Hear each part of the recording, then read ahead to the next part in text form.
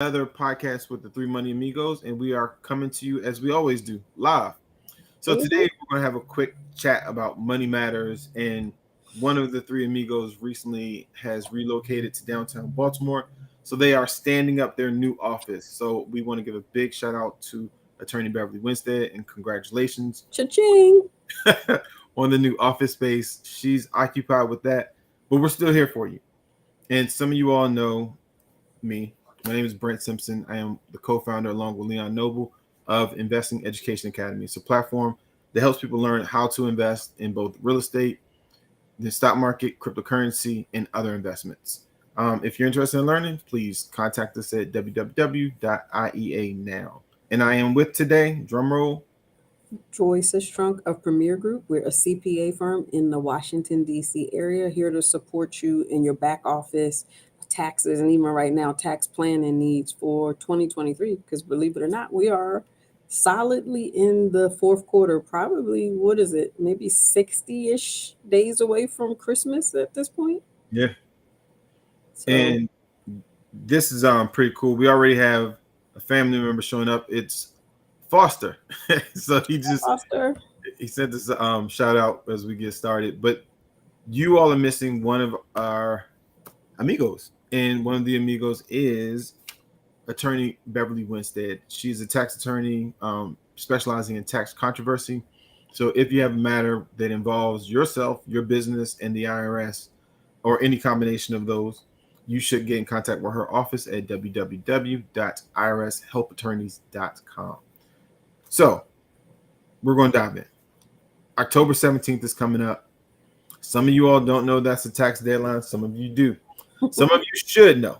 So If you I don't guess know, you should know at this point if you haven't filed your taxes yet.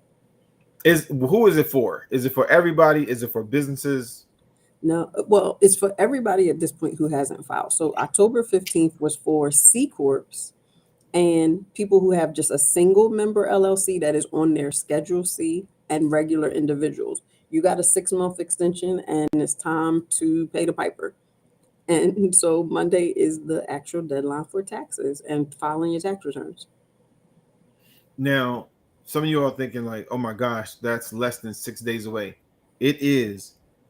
If a person hasn't filed and they were going to file on the 17th, but they just realized from listening to the Three Money Amigos that, oh, the deadline is coming up, can they still file an extension? No, there are no additional extensions. If you have not filed or you're not going to be able to file by the 17th, there's no more extensions. What you can do and should do is file as soon after the 17th as you possibly can.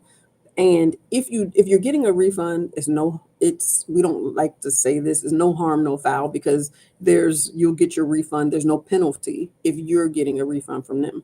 However, if you owe the IRS, if you owe the state, they're automatically going to go all the way back to April and charge you a penalty because you're late filing.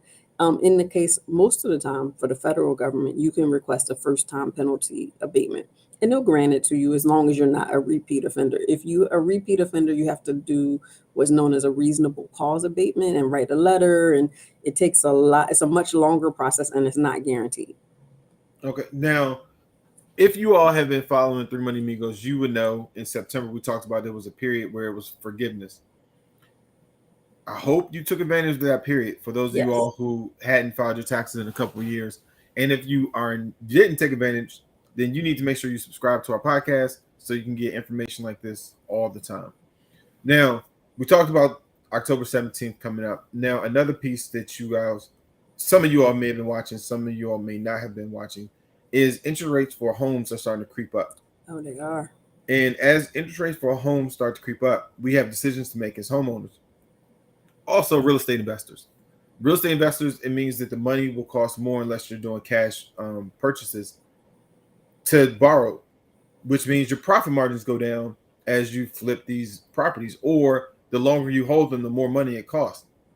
For those of you all who are living in your homes and you're thinking, well, I don't care if interest rates go up, I already own my home. If you were thinking about selling to buy another property, you need to start thinking, should I sell now before the potential value of my home goes down because interest rates are going up. So Right. now the person who would have qualified for my home doesn't because their interest rate is too high now. So I have less buyers. If you have less buyers, then of course what happens is in most cases you're going to have to lower the price to attract more buyers. So this is a financial matter, right? It It is. should affects a lot of people. I mean, even if we live, let's say you live in a gated community with a pool and a butler's home and some other things, you want to know, okay, should I sell now or am I riding until the wheels fall off? Now, if you are in a Section 8 house in Baltimore and you really want to get out of the program and buy a home, you should be thinking, okay, should I wait? Because if there is an inverse relationship, this may be my opportunity to get out of this particular house and get my own house. Right. So there is an inverse relationship between interest rates and buying power. So as the interest rates creep up, your buying power as a buyer decreases because your interest eats up so much of your payment. Because what is the calculation, Brent? 35% of your income has to be free for like a home and living when they're calculating Well, mortgage amounts, that is a base like a base. calculation, but Yeah. also depending on where your money's housed, Mm-hmm. it will calculate at a lower rate. So if all your money's in the stock market, but you think whether it's in the stock market or bank account, it's the same thing. No, a bank is a cash equivalent account. Stocks are not. So they'll only take 50% of the value and apply it in a stock account towards that calculation. Where in a bank, they'll take, I think it's like 90% of that and apply it towards the calculation. So, you got to know where your money is. And you should know how the calculations work. You can talk to a mortgage broker about that. We have plenty of friends that are mortgage brokers, so please reach out if you need a referral. Mm-hmm. Now, what else is a matter that should matter to most of the people listening today? Student loan forgiveness. I think a lot of people were initially like super excited about it, but then the portal wasn't up, so you've probably forgotten about it. There's a timeline on it. Even if the thing is, it's again, no harm, no foul. Check to see if you qualify, even if your loans have been deferred, if you're in default, or even if you've been paying them. It does not hurt to go check to see if they're going to pay off $10,000 of your loan. Check on that as soon as possible. That's important, and I think that the provision is going to end at the end of the year. But you don't want the money to dry up. You don't want them to change the rules. We do have a midterm election coming up. Like there's all kind of things that can come that may cause change. And so while you want to get on the train while it's moving, kind of similar to what happened with PPP and idle. You can't Yeah. really be slow to get on the train. You gotta, when the money's out there, you gotta be all over it. So if not, it'll go missing. Now, we have a question. How should freelancers structure their income and tax accounts? Any thoughts? Well, for a freelancer, what I usually advise, especially a lot of our independent contractors, self-employed clients, we actually usually always tell them to put 10% aside of all of the income they get, almost like a tithe to the tax man, because at the end of the day, worst case scenario, if you don't owe that much or your expenses exceeded your income, you can just kind of roll that money back into the business. But at least you have it set to the side and you're not paying a bunch of penalties and interest on money that you owe the government. So 10% is always a good number, especially in the beginning. Yeah, and for freelancers, it also depends on how you're structured. Are you a sole proprietor operating as a freelancer? Are you an LLC operating as a freelancer? I doubt, but some people may be some chapter S. I don't really see that, but it's possible. And It's if somebody's out there watching this and you started freelancing because you were just really good at it, right? It was a hobby to you, and you just realized you had an exceptional skill, and you started doing it for friends and family. There's a good chance that you just started working using your own personal bank account. Mhm. Don't do that. Don't do it. Set up a business account. Now, why should someone set up a business? I know why I'm thinking, but why do you think, No, Celeste? because it helps you to set one, the IRS, when you're trying to set up a business and say that you have a business, even if you start off as a hobby, once you realize that money is starting to come in, you don't want them ever to, one, mistake your personal money as business money because you've commingled it all together. Two, when you start paying things and you're trying to keep your business straight, you don't want your personal expenses and your business expenses to be mixed together, because when you commingle, you've heard me use that like two or three times in the last couple of minutes, the IRS can say this isn't really a business. It's just a well disguised personal hobby that you're doing. And we don't have to allow any of these expenses. And so they would only count the income you brought in and none of the expenses. And we definitely don't want that to ever be an issue. Yeah. Also, too, if you're ever going for a loan or if you're trying to get Mm, some money to invest in your company, maybe you need equipment but you've been running it kind of commingling everything ever since the beginning of time. You don't have any financial records no clean financial records to show a right, potential investor. So, what do? And you start paying employees. Are you just giving a friend money or are you paying an employee? right. I don't know because it's coming from the same account. These are things that start to create that gap between those who are professionally running a business and those that are just figuring it out as they fly. Well, that's one of the issues that people are going to have from using, like, PayPal is okay for business. Make sure you set up a PayPal for business account. But that's one of the reasons why Cash App was really huge, and they want Cash App to start to do reporting, is because they feel the IRS and others, the regulators, feel like people are running a lot of their business through Cash App, and so they want that transparency. So once you have so Cash App really is not good for business because you can't, there's no way to really tangibly show what you were paying for. You just say $100 gone. You don't, there's nothing to tell you what it was for. There's no invoice. There's nothing associated with it that lets you know that this was a business transaction and not just sending your friend money for concert tickets or anything else. Well, Cash App did upgrade, so now you can put notes next to Mm. the payments, but the notes you can just make those up. You can make that Yeah, I was going to say that would never fly under an audit because you yeah. have to have, the thing is, you always have to have supporting documentation. What do I have to support this note I wrote myself to say, oh, I went to dinner with Brent? Nothing. I have nothing. I don't have a receipt. I have nothing to show what it was for, when we went. It's just not. And So let's double down on what you just said. So let's assume you do that, right? And you have no notes to back that up. And you never created an actual company. So now you have no notes and you have no company and you've been commingling funds for the last 3 years. You're in a really bad situation because you can't say, well, no, if you look at my business records, this is normal. This is a right. normal activity, show any pattern. Because I'm pretty sure as an individual, you're going to dinner with friends, you're going out to eat, you're spending money on food. So to start to separate that becomes extremely difficult for you. It does. And again, because under audit, the IRS is going to say, oh, you got all this stuff commingled. Where did this $300 deposit that didn't come from your job come from? Everything starts to become a question mark. And they treat all of that as income.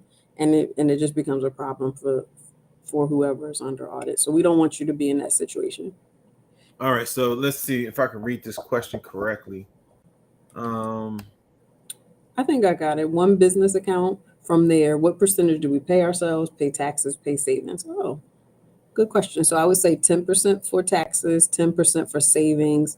Probably, depending on how your expenses are set up in the business, maybe 30% to yourself, especially in the beginning. A lot of times in the beginning, most people don't have the ability to pay yourself until your business hits a certain dollar amount. But it's really hard to, those are just kind of rough back of the envelope numbers. You really want to sit down with somebody to be able to determine what percentages and what dollar amounts make sense for your business, because that's really based on how much income is coming in. yeah, and this goes completely in alignment with what we said earlier. If you don't have your own bank account, how do we even know your cash flow? Mm, Where are your balance sheets? How do we look at these things, the income statements? We can't look at them because they don't exist, or it's going to be really difficult for somebody to go through each transaction with you and go, oh, that's personal, that's business, that's personal, that's business. So, mm. and for those of you all who have a company with multiple streams of income, you want to start thinking, okay, so this is a question, Joy. You and I have talked about this before. Do you create separate business bank accounts, or do you do it Mm. into one account under with the main company being the overall umbrella? It depends on how sophisticated you don't want to overcomplicate it. If you're one company, you have one LLC and it owns a piece of all these other companies, I would treat that as one bank account. If you have a bunch of companies that you own with other people, always, to me, when there's other people involved, always get another bank account.